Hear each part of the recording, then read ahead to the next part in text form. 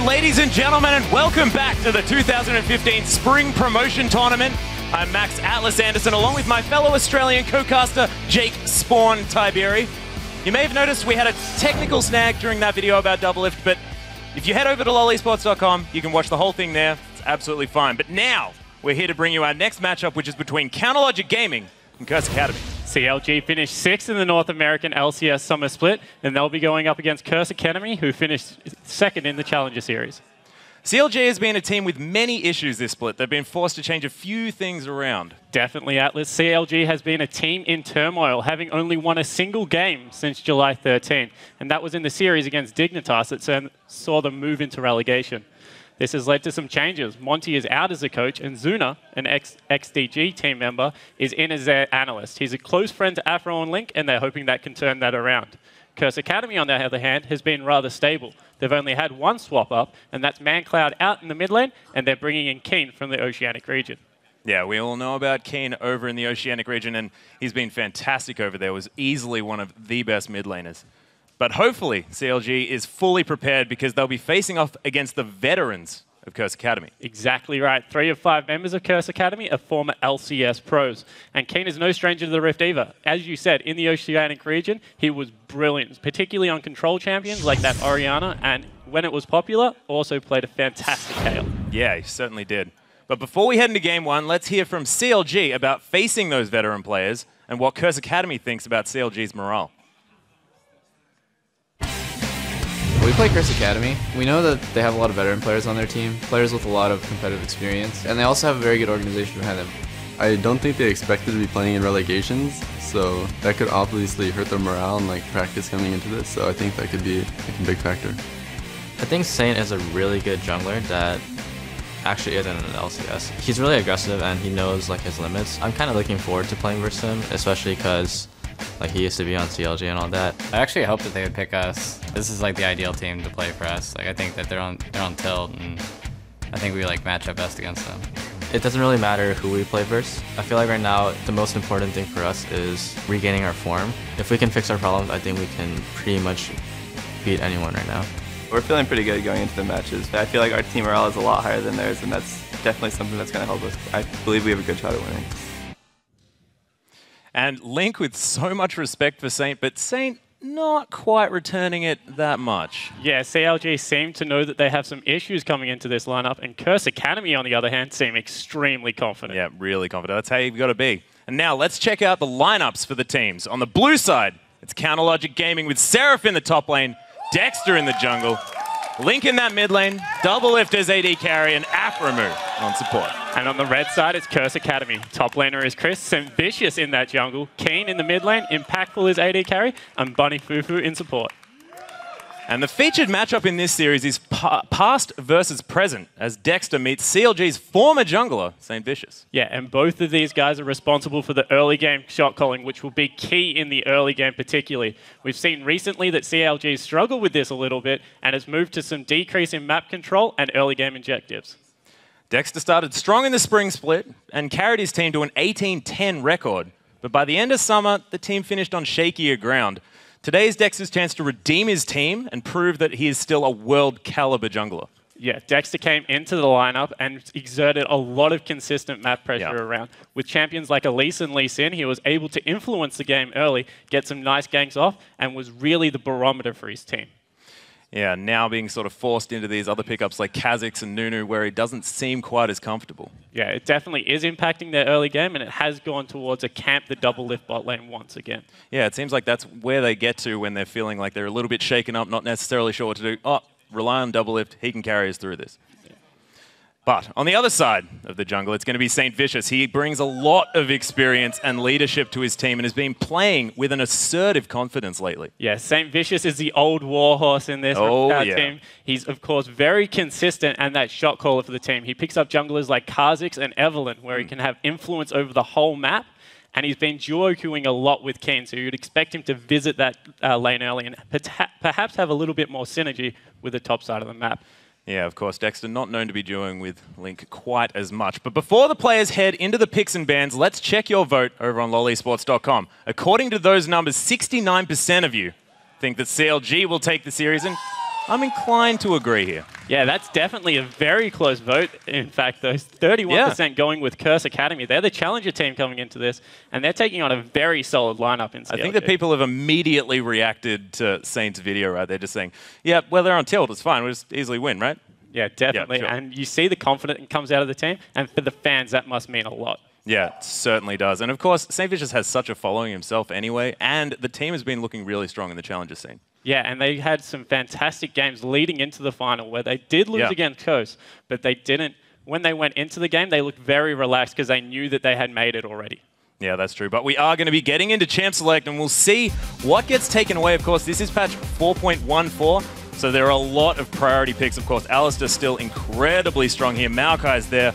Yasuo is very, very strong, but Nunu is going to be the first one taken away. And that's almost taking it away from Dexter here, although St. Vicious, one of the very first players to pick up that Nunu. Yeah, when he first came into the competitive scene, he was like the OG Nunu of the realm. As we say, Alistair and Tristana being taken away in quick succession, as well as the Syndra pickup.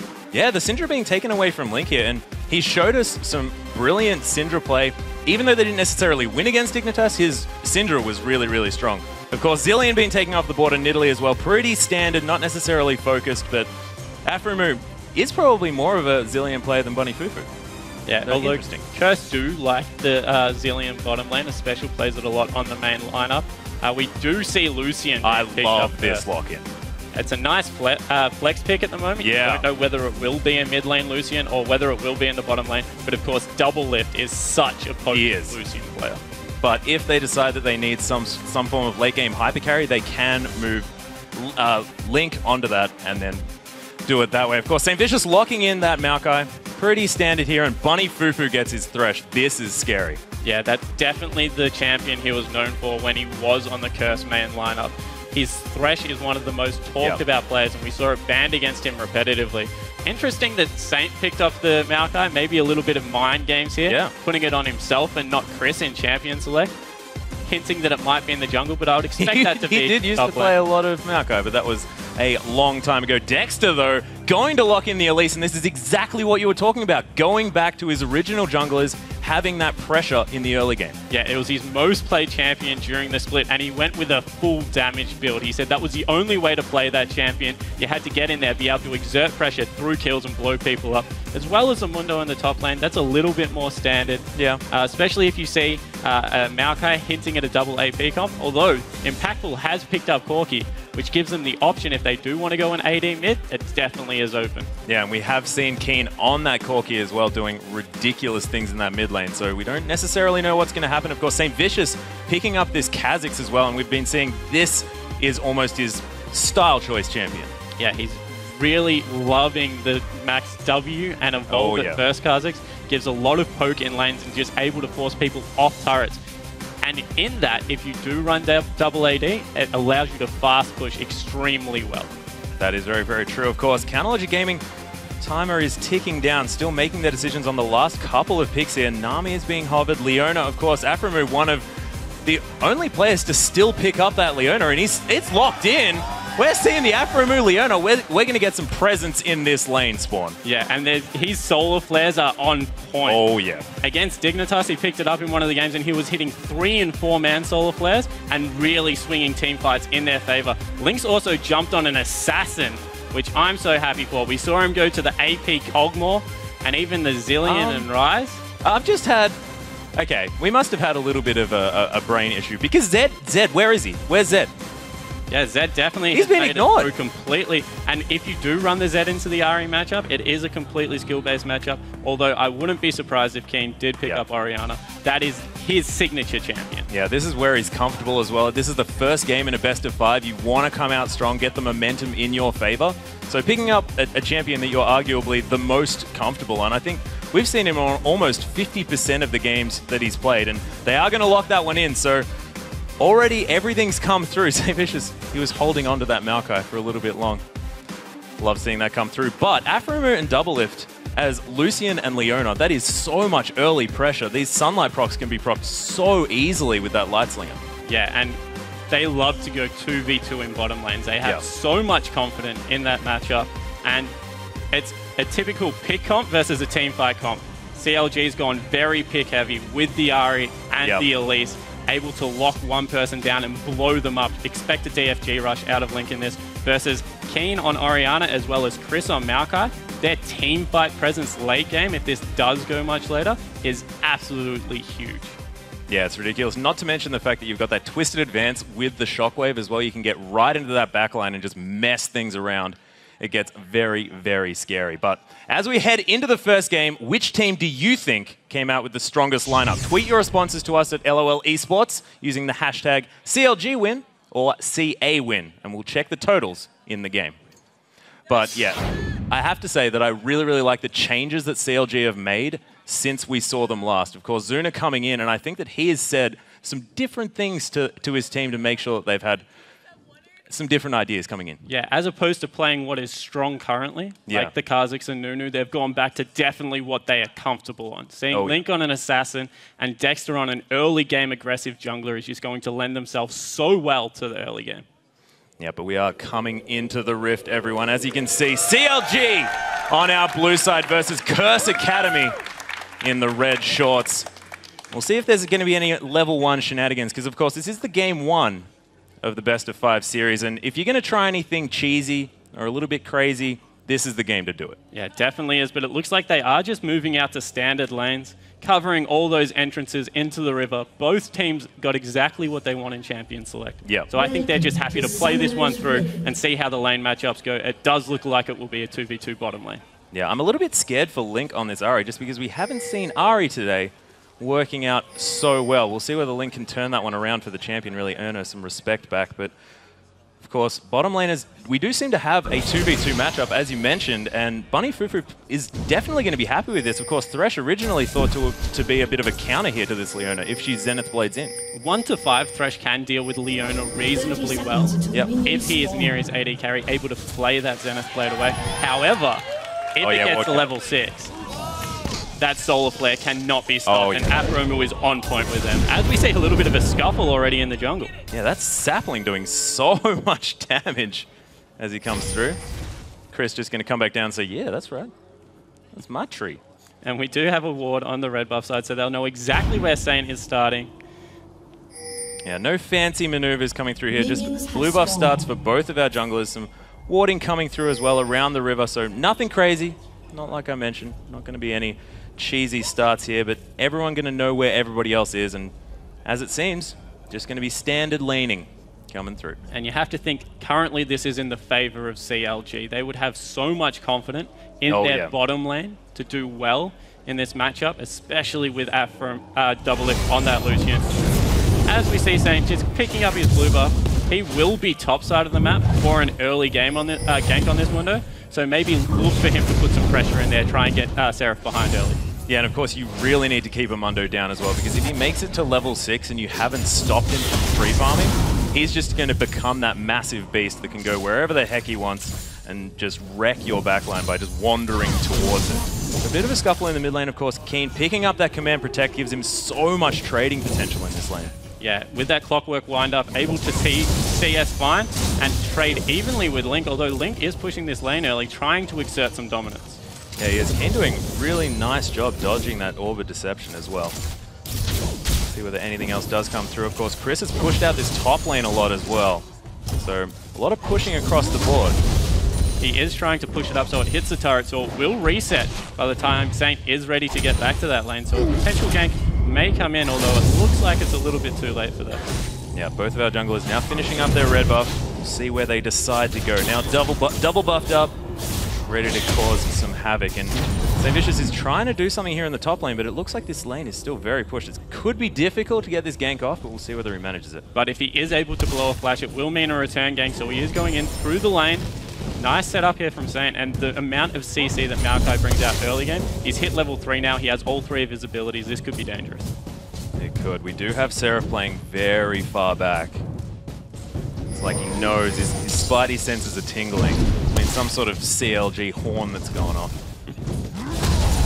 It does look like that gank was for naught, and in doing that, it has allowed Dexter to pick up even more extra CS, so he's flying around the map at the moment, farming up the storm. But the lanes are equalized.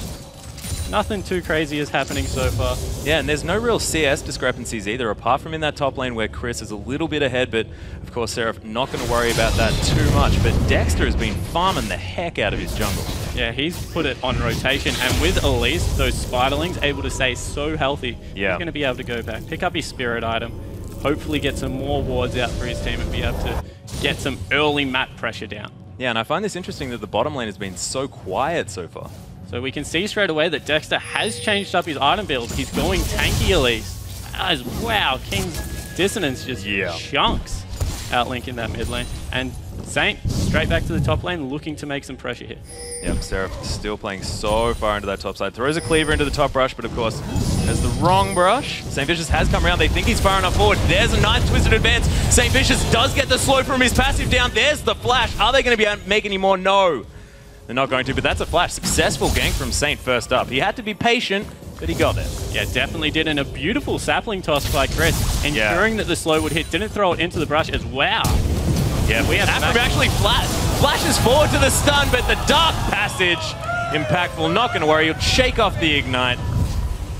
Bunny Fufu, amazing reaction. That was a brilliant setup by Afromu, burning the heal out of his impactful and able to get this wave pushed up. This is going to give Doublelift the CS advantage he needs, 41 to 29 in the bottom lane. Yeah, and all of these creeps going to die to no one as well. So Afromu happy just to whack on this turret, saying, yeah, that's right. No one is going to get these creeps, and gonna head back to base, of course. Pickaxe being picked up here, and we've got the Ruby Crystal and the Longsword, of course. Phage start here for Impactful. We saw the Sheens coming through, but is that more of an item that you'd pick up if you were ahead in that lane?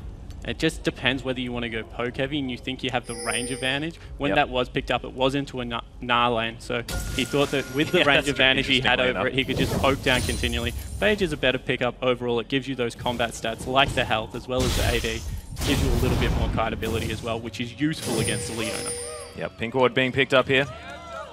10 out of 10 ward kill by Doublelift there, and he heads back. Has the AD advantage now, so we'll see whether he can press that one through, but St. Vicious is here now, as is Dexter. We could have some 3-on-3 action here in the bottom lane.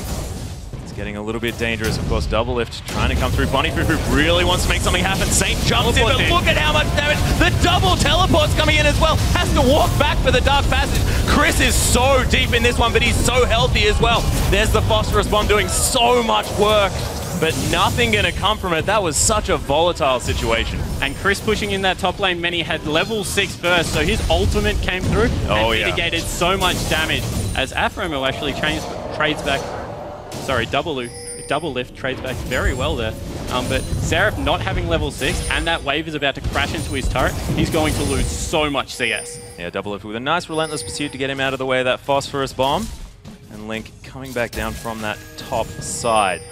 You can see now there are wards littering the map, and it seems to me like both teams have exactly the same ideas of where they want these. Doublelift, that's his second ward of the game. He's got to be happy with that one. Sort of need to have a ward counter as well as a CS counter, I think. It definitely does. As we have another play actually getting knocked out of here by Bunny Fufu. Impactful now, trying to answer back, but he's taken a lot of poke. And now they've started fighting here in the bottom lane. Yeah, first blue buff will be picked up by Keen. Saint still isn't level 6. You would expect him to be able to hit that by his second buff. Dexter, however, the exact same level, gives the blue buff over to Link in that mid lane. So it will be both mid laners with blue buff. They're just looking to farm up even further, although Link has started to get a CS advantage.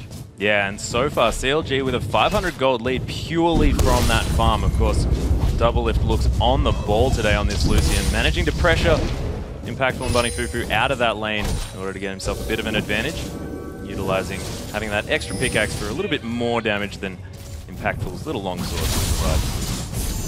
And we are getting to around about the 10-minute mark here, so look for the top lane to start trying to push out, set up for a dragon. We mentioned how important it's going to be for CLG to get that early game advantage. As really nice CSing by Link under the turret there. Ari. That can be tricky. Yeah, it certainly can, especially on Ari. That Foxfire gets really, really annoying to use because it just hits whatever the heck it wants. Of course, Seraph and Chris both have their teleports on cooldown as well, so could you imagine that maybe we'll wait until they're up before any dragon is contested here? Well, that's why it's so important to push the lane out. That gives you the ability to be able to walk down. Yeah, that's true. And because Mundo and Maokai do very little damage to structures, there's not the risk of having to lose your turret in the first walk down the river. See whether they do that, of course. Bottom lane just not deciding to go too aggressive anymore, but Dexter has actually started up this dragon here. Link's waiting in the wings, wanting to get a pick off if anyone decides to come through, but look at the vision here. Link has sort of given a little bit away, potentially. There has been pings down onto it, but Dexter's looking like he's pretty committed. They do a lot of damage when this dragon gets low. Dexter's looking low on health, but they secure the dragon. Really well played by CLG. And that's the early vision control we talked about. Yeah. Brilliant work from CLG. They're able to juggle the aggro with the spiderlings, and then, of course, Link jumping in to lend a hand. They've got a 1,000 gold lead at only 10 minutes, and it's all through map control. And this is what we wanted from Dexter as well. Secure the early advantages. Don't necessarily sit... I mean, he did gank the bottom lane, but he's not sitting there. He's securing dragons. He's moving around the map to places where he really needs to be and securing what he can. He's the opportunistic jungler that he otherwise was. As another pink ward does go down, St. Vicious picks up that one. Probably not worth it in comparison to a dragon. Double F takes a lot of damage from that phosphorus bomb. St. Vicious getting another one. This guy.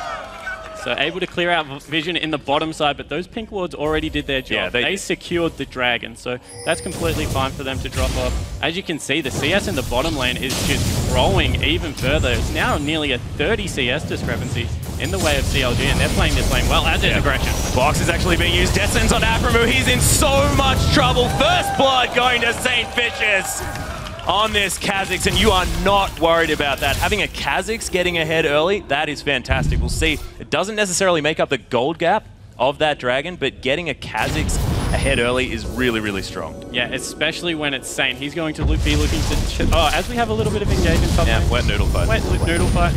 If you get Saint ahead, he's able to impact the whole map. So look for him to turn that into wards, into some more ganks, and try and propel his team into a little bit of a better position. They're only 200 gold behind now.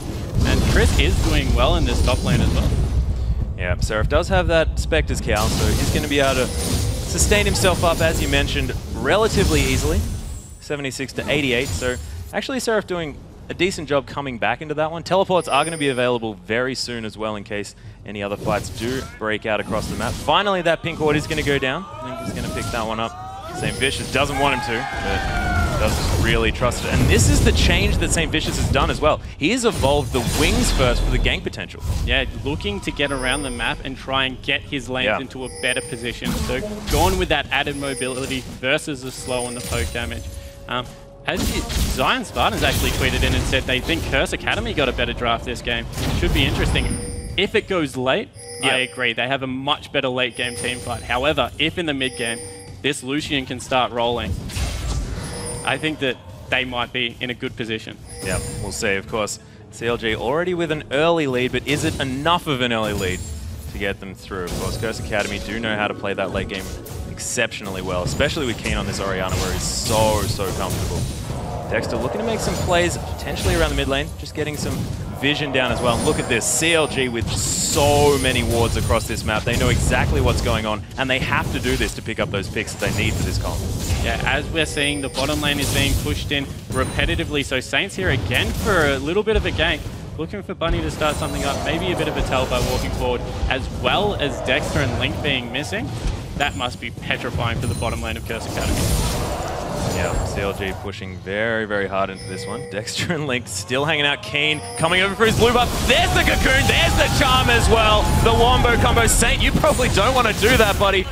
Spirit Rush has come through, but the ultimate from Saint's going to be enough to keep him safe. But brilliant pick and just fantastic work, knowing exactly the timing on that blue and setting up for it and being patient by CLG. And Aphromoo coming over for support straight away means they will be able to pick up this blue buff on Dexter. That's a fantastic move.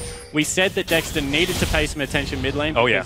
Saint does have great synergy with Keen, and that's been done straight away. Saint, however, opportunistic, has rotated over to the blue buff, might bump into Seraph, however. Yeah, and Seraph has a pink ward in his top tri-rush as well, so wanting to make sure that he definitely doesn't get dived. And as a 0-0-0 Mundo who's 2 CS behind, he is more than happy to do so. Now Link going to be picking up his own blue buff as well, so both picking up a blue. Dexter and Link looking fantastic for CLG. Impactful actually able to trade back relatively effectively with double lift now. Bunny Fufu unfortunately not going to be able to land that flay. So we'll see whether CLG can continue to capitalize on this lead. Now almost 1,000 gold, but as we said, and as people have been saying, the team comp potential, the team fight potential. There's a hook. There's the Death Sentence coming onto Double Lift. Relentless Pursuit going to be used the opposite way that its name would suggest in order to get him to safety. Oh, St. Vicious gets hit by the charm as well, but he decides to jump in on it. Chris with a twisted advance, immediate teleport, but Keen gets the kill with a command attack. Finishing that one up and answering and picking up a blue buff. Yeah, able to get his blue buff back off CLG there, although I think it did go to Dexter, their particular buff. Great movement from Chris, able to push out the lane and rotate down as Maokai. Oh, as a culling comes out of Double Lift. Not much happening there. Just wanting to send a message. Once Mundo gets to this point of the game, he's impossible to be solo killed by Maokai. So pushing out the lane, looking to roam and affect the rest of the map is definitely the right move on the side of Chris. Yep, fantastically well played by Curse Academy. Seraph now heading back up to the top lane. And he knows that he can't be moved. This is a Mundo on a mission to just go wherever the heck he wants. Yeah, although his teleport is down and Dragon is coming up in 20 seconds.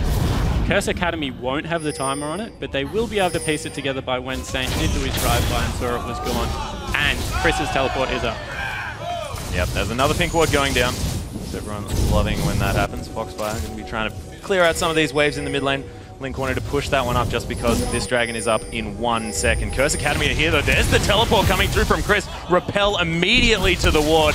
There's a two-man shockwave as well, actually. Dissonance doing so much work, forcing the flash from Dexter at the same time. Little sapling soccer ball gonna smack Seraph in the back of the head as well. And CLG looking on the back foot for this one, but no shockwave for this fight. It could still be a bit dangerous here for Curse Academy. Yeah, especially with the pick potential. They can pull anyone off, and it's gone in. Three-man solar flare coming through as well. There's the box landing. There's the phosphorus bomb for so much damage. Saint wants to make something happen, but he's going to go down. Dexter picks up that kill. Link, so low. Impactful picks up that kill. And Seraph now exhausted. Twisted advance. He's locked down for days. Curse Academy with a brilliant fight. Yeah, 2 for 1 in favor of Curse Academy. They're not done. They're looking to push the mid lane.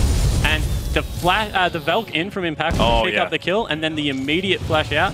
Such gutsy play going in there like that, and they will be able to... No, the culling comes through. They're not going to be able to pick that up. Yep, Double Lift able to save the mid lane out of turret, but now the gold entirely even. 1 dragon apiece. No turrets have been taken as of yet, and CLG looking a little bit on the back foot now. So CLG still want to fight because the shockwave is down. A great solar flare hits, but the box completely negates it, and Link gets hit by a hook.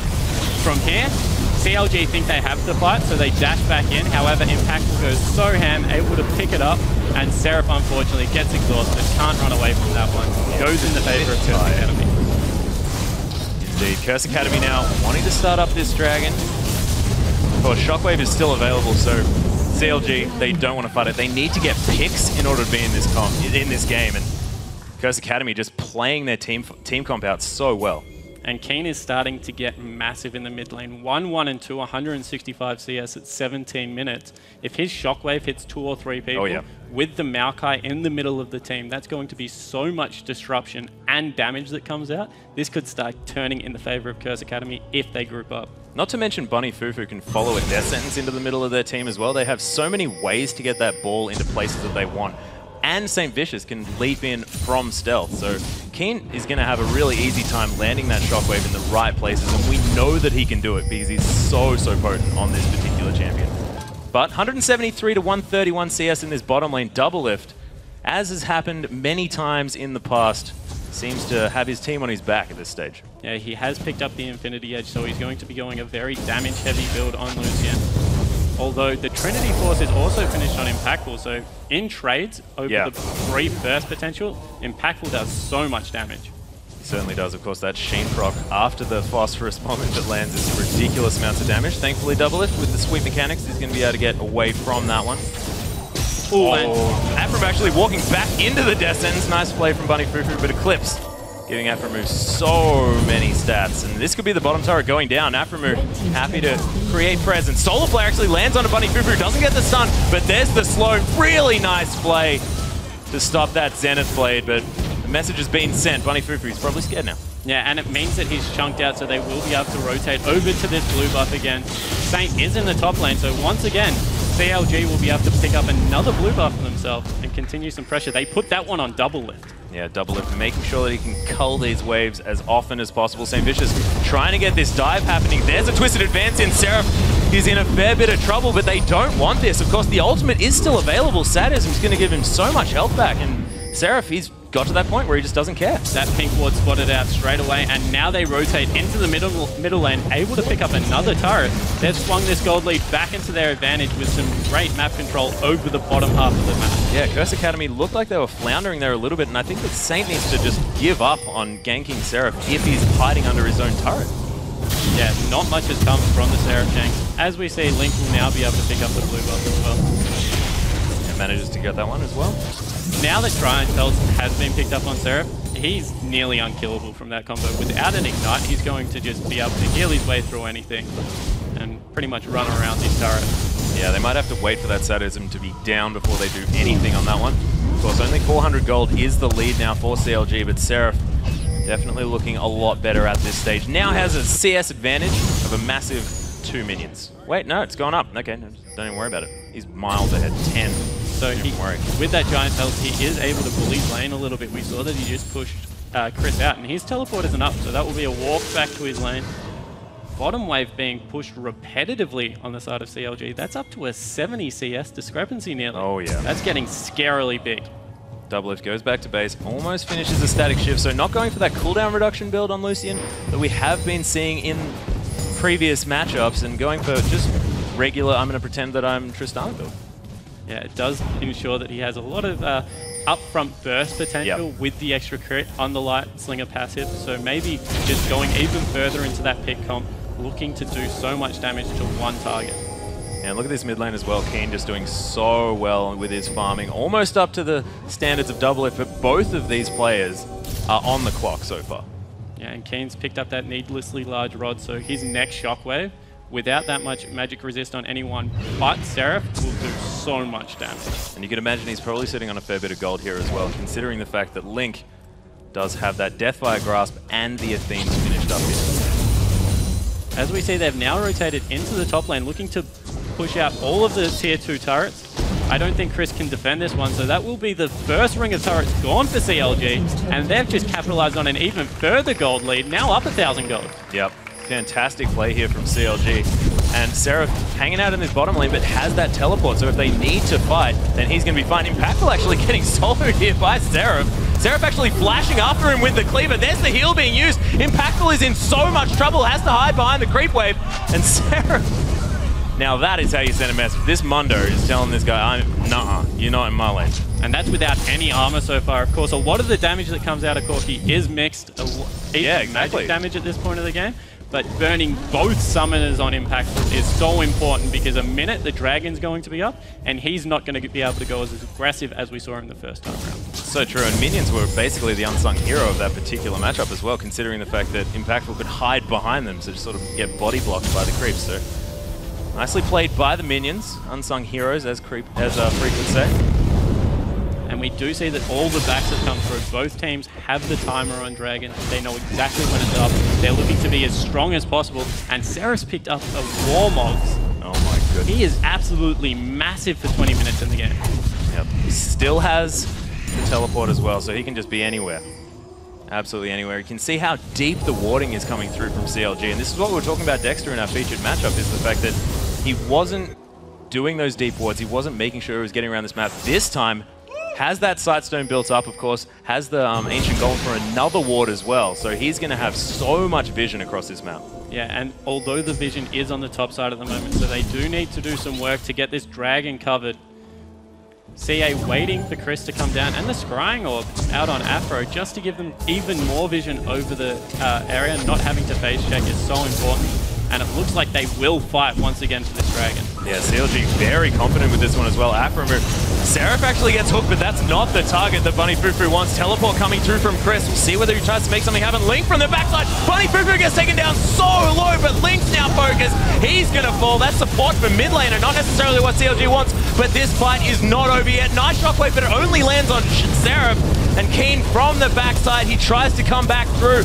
Really nicely played from CA, kiting back on this one, and now Dexter's been singled out. Repel, not really what he wanted, and he's going to fall down as well. St. Vicious picks up that kill, immediately jumps on this Dragon. And Curse Academy really making up for their sort of not necessarily great map play with these brilliant dragon fights. And after we complimented CLG for playing their comp so well, they rush into a 5v5 team fight, and that is not what you want to do against the Maokai and the Orianna. So much area of effect, although not a great shockwave coming out, but just Maokai mitigating so much damage. Only the support going down on the side of Curse Academy. So this is where we see Aframu tries to get it started. Hook goes onto the wrong person. But from here, it's a 5v5 team fight. Chris has joined the team at this point. Bunny Fufu takes a lot longer to go down, and Link just gets blown up, and now they're all clumped. Yeah, and Bunny Fufu actually tanking so much of that damage as well. Yeah, Shockwave comes out, doesn't hit that many people, but from here, they're able to chase down with the speed up that comes through from Keen. Once again, CLG just cannot team fight 5v5 against this without a pick first. Yeah, and that is going to mean another dragon here for Curse Academy. Now going to pick up the gold lead as well, so 1,100 in favor of Curse Academy now, so this gold is just swinging backwards and forwards. You have to think that with the team comp Curse Academy has, as things go on, it's going to be looking a little bit better for them. Yeah, Mundo definitely will be hard to stop in a 1v1 if he continues to split push late game. However, with the rest of the composition, if they don't get these picks, be able to set up a lot more ward control over the map, they will start to struggle. Yeah, and I very much like Impactful picking up the Sork boots as well, making sure he has as much poke potential as possible when they do have these skirmishes. Vicious trying to poke around to avoid his ward getting killed. CLG grouping up yet again. Is this what they want to be doing around this stage of the game? So they need to group up, push out a lane, and then gain map control of an area. With Mundo, the cleavers, as well as the percentage damage out of Dexter, they do neutral objectives extremely fast. So if they can push up lanes, get ward control, Curse Academy is going to have to face check and open to pick. So they're playing this part well. It's just if they get 5v5 team fights where they're at the disadvantage. Yep. They do have the teleport advantage at this stage, so Seraph does have the option of split pushing, but look at Curse Academy, they do manage to land another pick, and Seraph, even though he's this tanky Mundo, takes half of his health. Yeah, and straight away, Curse Academy recognize what CLG are trying to do, and they just push the mid lane. They're looking to force at this point in the game and fight in open spaces where they have the advantage. Yeah, but as we can see, CLG with a nice push of minions in that bottom wave, going to force Impactful to go and clear those ones up.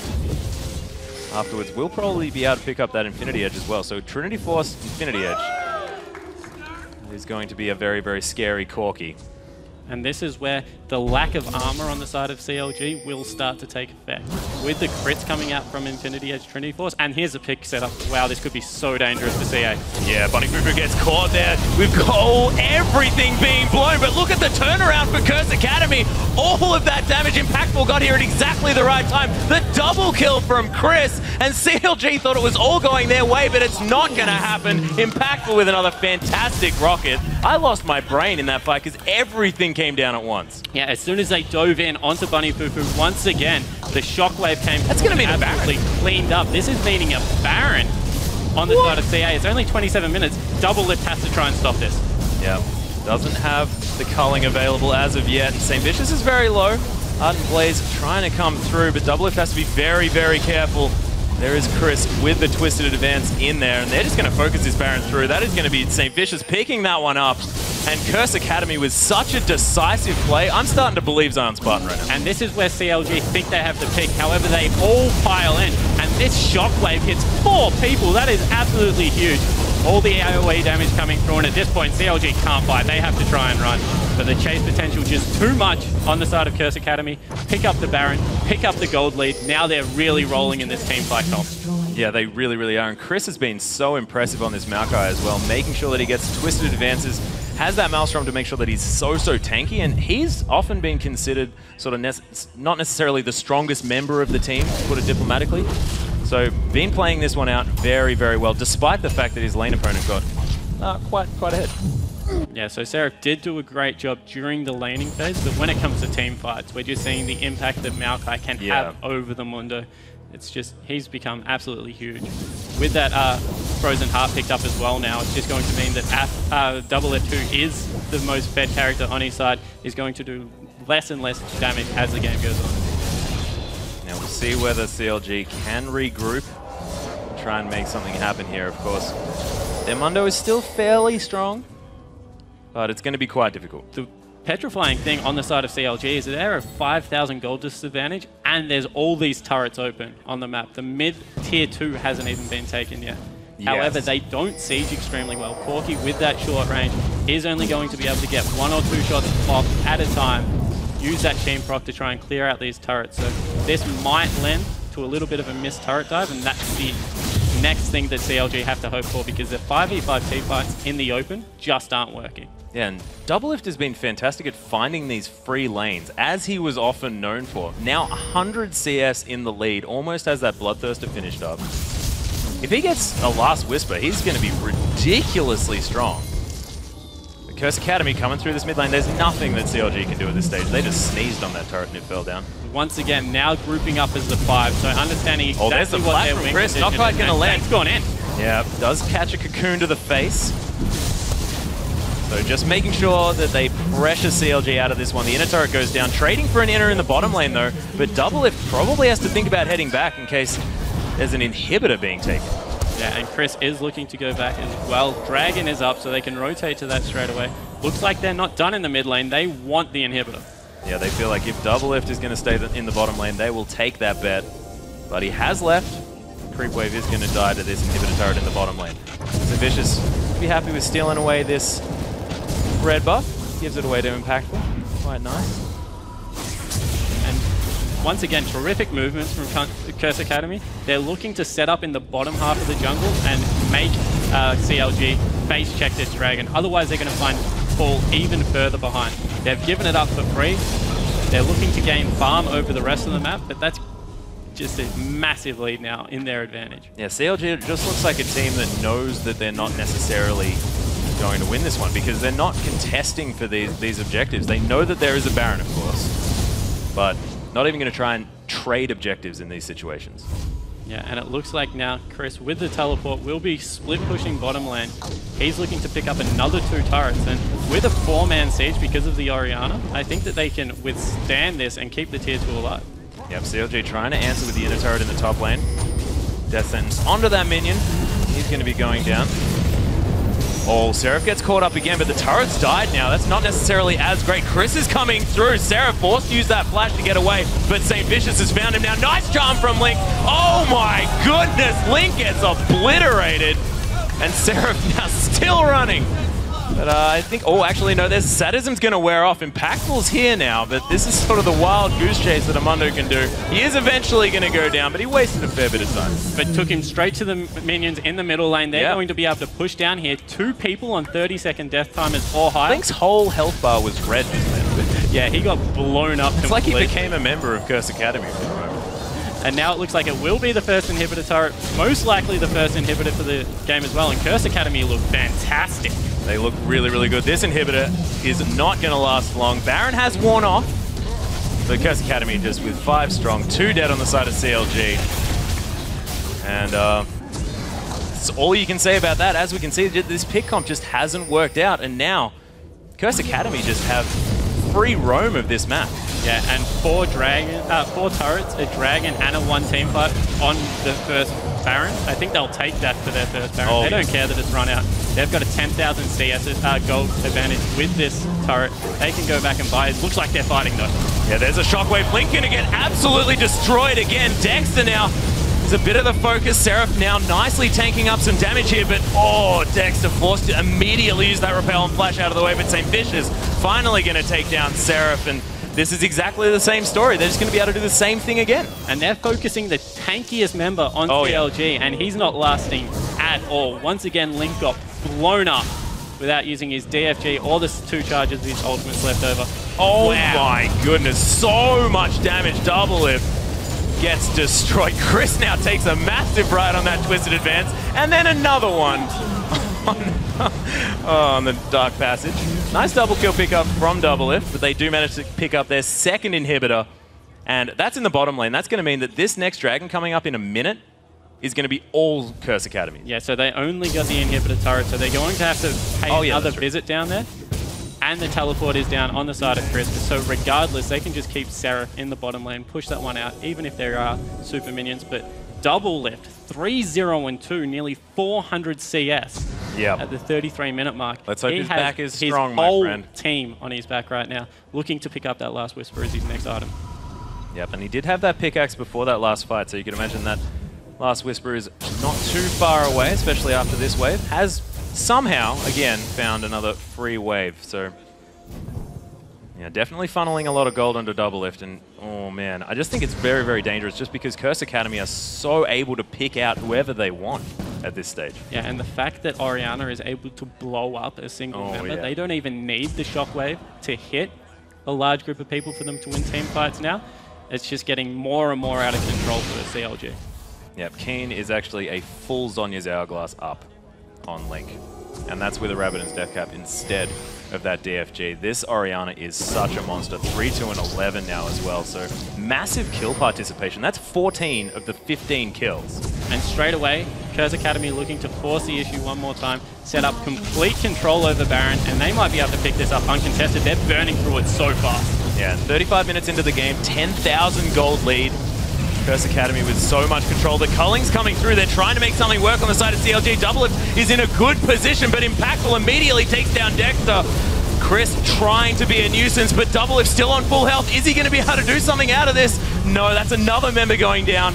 And I think CLG are going to have to back off, but this time Link didn't die. So they can take that away. No shockwave expended on the side of Keen as well, so they can turn around and go straight back to this Baron. Looks like CLG have given up at that idea. They're just looking to push the mid lane and get something for it, but the recalls are coming out on the side of the Curse Academy.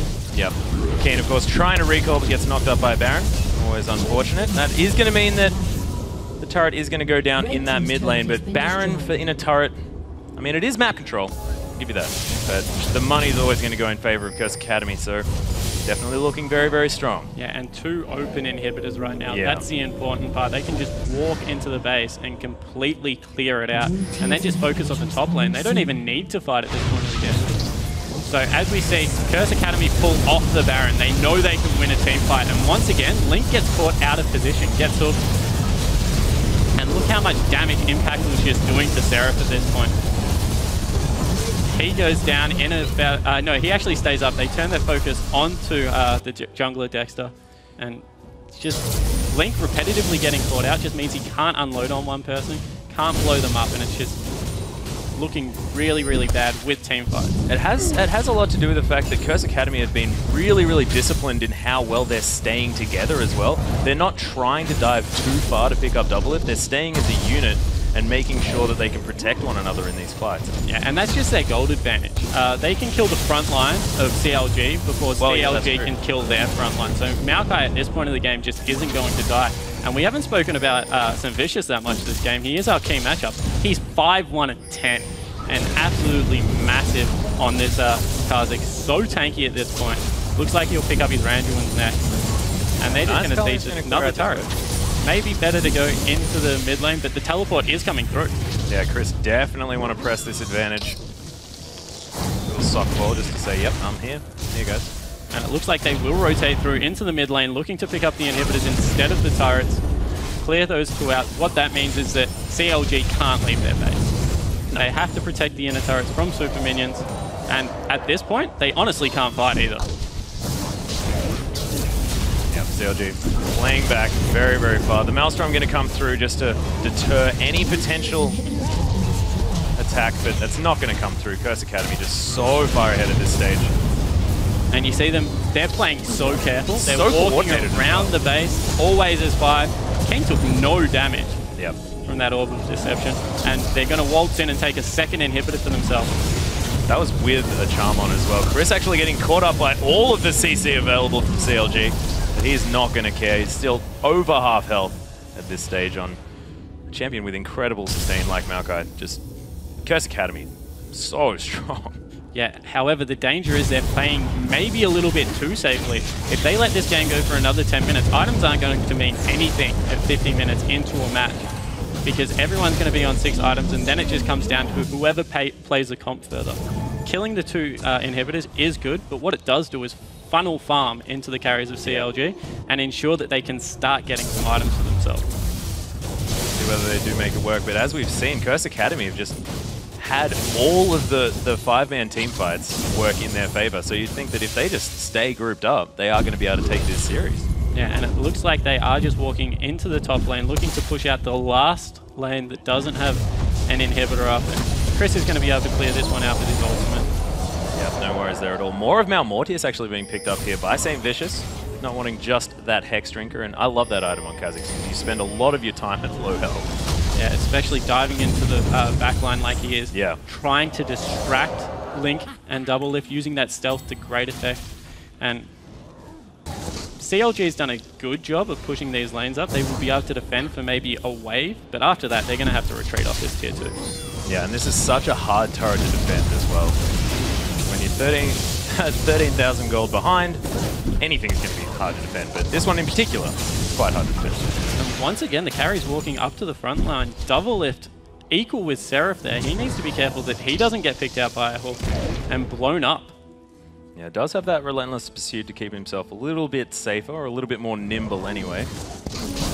But Chris just gets a little bit impatient. He's just going to tank this one up. Command Protect, managing to take 4 turret shots. Yeah, as soon as they see Double Lift in the mid lane, Chris just walks straight up to that turret, tanks it out, able to pick up another turret, and this is real danger time for CLG. Yeah, and you can see that bottom wave of Super Creeps is heading straight for those Nexus turrets. Seraph gets caught out there as well. And there's a 3-man shockwave there underneath the turret. Double Lift gets caught, and now Twisted advanced on. He's going to get destroyed. Shutdown coming through on top of St. Vicious. Cannot believe that's his first death, actually. And now Chris, so deep, doesn't even die. Somehow gets all of his health back, and impactful picks up Aphromoo. Only 2 members of CLG alive. And that is going to be the Nexus turrets and the Nexus following. Curse Academy taking game 1 in commanding fashion. What a strong performance and understanding of their composition. Never splitting up so the pick comp could come through. Brilliant 5v5s. Fantastically played by Curse Academy. And I feel like we could have a back-to-back upset here. Of course, H2K, who were arguably the favorites in our last matchup, fell down to Copenhagen Wolves. So is Curse Academy going to be able to do it here? By that performance, I can imagine they could. Yeah, it just looked like they came out of the Champion Select with a better team fighting comp. And with the way they played the game, I think that is how this series will go. With the team fight, sticking together as a 5-man group and really listening to Saint's calls. They were just like one solid unit. Especially towards that late game, you saw actually a Valkyrie and a leap over a wall happened at exactly the same time. That's almost like inhuman alien type stuff. And they played it so safe, walking around the edges of the base, pushing the top lane even though the 2 inhibitors were down. They played it textbook, and in the end, they just rolled over the top of CLG. Yeah, they certainly did. It was such a dominating performance. And if they can manage to get the same picks again next game, then yes, they could do it again. But do you think that maybe Champion Select is really going to dictate whether CLG can get back into this series? I definitely do. I don't think that Keen sees Orianna for the rest of the series. They either need to pick it away or ban it, because that is his most comfortable champion. And of course, not knowing that much about him, he hasn't played in the scene for that long of a time. He loves Orianna. He controls the whole of the team fight with that champion. Yeah, he certainly does. He's so, so strong. And we know a lot about that, but you can imagine CLG maybe haven't seen Keen as much. So you can imagine they don't necessarily know how strong he is on that champion. But now, let's send it over to Dash and our guest analyst. Oh, I knew that I wasn't going to be able to say that word right. Guest analyst for an inside look into Curse Academy's Game 1 win. Thank you, Atlas and Spawn, for helping him out there. I'm James Dash Patterson, and I'm joined here once again by our special guest, special guest, of course, they're going to throw that one at me, and Skara for some expert insight into this series. So let's get right to that expert insight. Let's look immediately at the pick and ban phase. We saw a Lucian first pick come out. That is a high priority on a champion to give to Double Lift there. What do you think they were thinking in pulling that out? I think CLG falls into this really bad mindset. And the mindset is that we have one of the best ADs like in North America. And because of that, we should high priority our AD carry pick. Because, and the reason why that's wrong is that it should be that if your player is that good, he should feel comfortable playing any role. Like whether or not he gets whatever AD carry he gets shouldn't matter in the lane. And so because of that, they gave away a Maokai for a Lucian pick. I feel like their draft was really messy, and they they also picked Ari, which is something that they, like I said before, you need really, really strong vision control to pull her off. They actually got exceptionally good vision control around the mid game, like at 5 pinks down, all of Dragon Fully Ward, stuff like that. And then they just executed 1 fight wrong, 2 fights wrong, and then they just lost the game because their team comp just had no way to come back into the game after that. Even though Doublelift did well, their general team comp in the way that they executed their strategy was poor. Specials, as a fellow bot laner, I do want to get your insight in on that as well. Scar mentioned he had a ton of farm. He was in the position in terms of items to carry, but it didn't happen. So at what point do you say, we've got to stop putting so much stock into this singular entity of our team and maybe look elsewhere? Doublelift actually played really well in laning with AfroMe that game. They were up a significant amount of CS in a matchup where it should be even/slightly favored towards Curse Academy. So it's good that they pressured bottom, and it's good they got ahead from that. But the biggest issue in that game wasn't really just the lanes, it was the fights. They were trying to fight early when Mundo isn't as strong as Maokai. Maokai's a really strong teamfight champion, especially early on with his ultimate. And they just lost way too many fights, and they lost them way too hard. I do think that Link played fairly poorly in these fights, and that's huge for an Ahri because Orianna is someone who can turn around fights really easily. She has a lot of potential. You have a lot of spells. It's kind of hard to miss. They're pretty large AoE, but Ahri is very precise. You need to be able to line your skill shots and not get hooked, and be able to do a lot of damage. And Ori was doing way more than Ahri was in these fights, and it showed. They just won fights way too convincingly. This is now the 4th Ahri game in a row that we've seen be unsuccessful today. So that has to beg the question: is it time to bench that champion, move on to something else that is more team fight oriented? Because that's where we're seeing that pick, kind of falter. I just think, yeah, like they actually had a good team comp to get Ahri ahead. That they just faltered in being able to execute it correctly. Like they even got solid picks, controlled the entire dragon area, controlled both blue buffs, both the 2nd and the 3rd spawns. Like they had a really good idea of how to win the game. They just executed 2 consecutive team fights very poorly, and because of that, they weren't able to get ahead. Yeah, so this is completely different from the H2K games because H2K couldn't get the vision out. They were completely blind. They were walking into the enemy team, or they were just letting them walk in. But here, CLG had complete vision, but they were still letting Curse Academy walk in. They need to be able to, if they want to play Ahri, they need to be able to wait, be patient, and wait for them to walk in, pick people off, kill them one at a time, not overcommit, but at the same time, you want to be able to pressure them and have them be scared as they walk in. And that's like just essential to Ahri, and essential to any sort of pick comp. And with Elise and Ahri, you need to do that. That's very true. We can't take away from CLG the fact that they did have stellar vision control. Pretty early on in the game, they had 5 pink wards up to Curse Academy's singular pink ward. They were going much deeper with their vision. You said controlling their blue buff. They got a couple successful picks. So then we move into the team fight phase, where things started to fall apart. Is that more on a mechanical level, that these players just were not executing properly their role within the team fight? Or is it a mismatch in communication and not calling the fights properly? I think it's probably communication. It's like a little bit of everything, because nothing's just like singular, but it seemed like conceptually, like mechanically, they weren't on the same page. And that's probably a breakdown in communication as well. And because of that, they ended up losing the 2 big mid-game fights that Ahri needs to snowball her lead. I would like to look at Curse Academy now, because they obviously did do a lot of things right in order to get back into that game. They played the team fights correctly. So, Special, how much of that is a product of having those veterans like Saint Vicious and Bunny Fufu in the roles of shot caller, who can kind of keep the team composed and looking forward to the later parts of the game? I don't know how CLG does their shot calling, but it was not clean that game. They were way too sloppy. They were focusing different targets. And Curse Academy, they were always cutting back. When, for example, Bunny on Thresh got picked off near their Wraith area, Keen had a perfect 4-man ultimate that just completely melted their team. It's just, sure, sometimes they're walking in, they're getting picked off, but their team is reacting immediately. And that sort of communication, that sort of response is what's needed at that level. You don't really have enough time to just tell everybody exactly what to do. It needs to be instinctive. And we're not seeing the LCOG. They're just getting picked off. They're getting into these bad fights. They're not letting skill shots.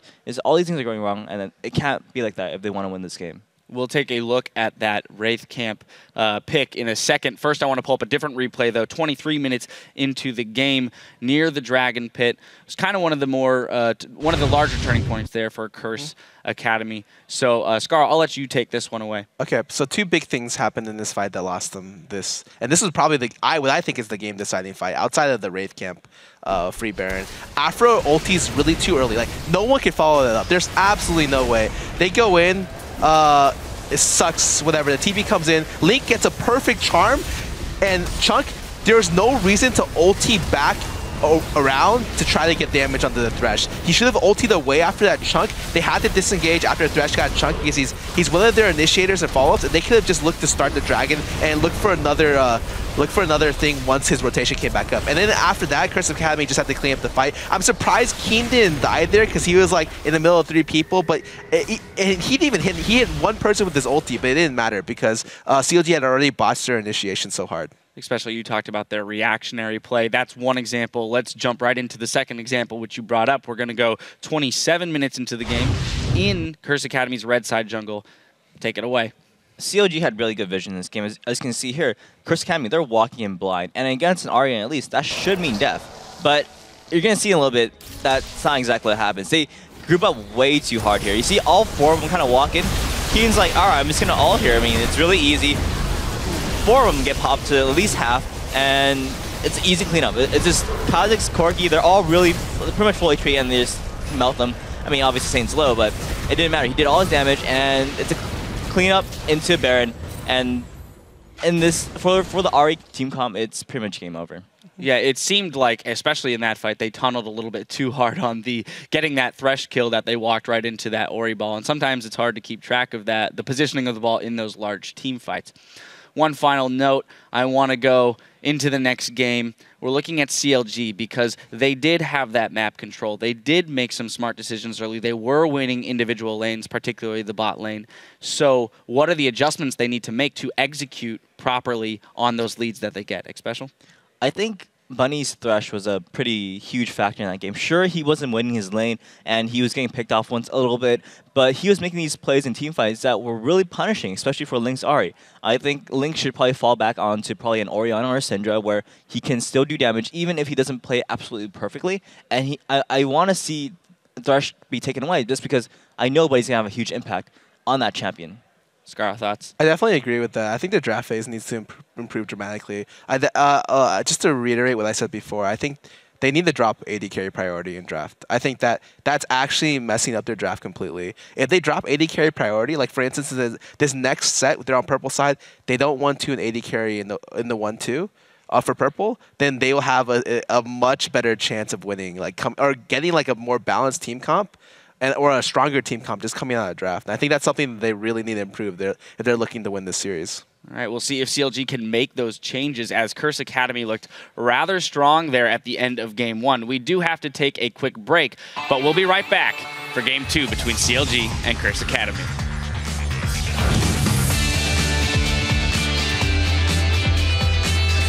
Damage. Saint wants to make something happen, but he's going to go down. Dexter picks up that kill. Link, so low impactful, picks up that kill.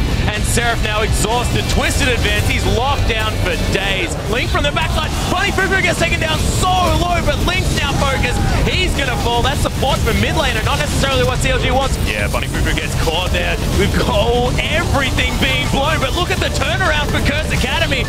All of that damage impactful got here at exactly the right time. Seraph forced to use that flash to get away, but St. Vicious has found him now. Nice charm from Link. Oh my goodness, Link gets obliterated, and there's a 3-man shockwave there underneath the turret. Double Lift gets caught, and now Twisted advanced on. He's gonna get destroyed.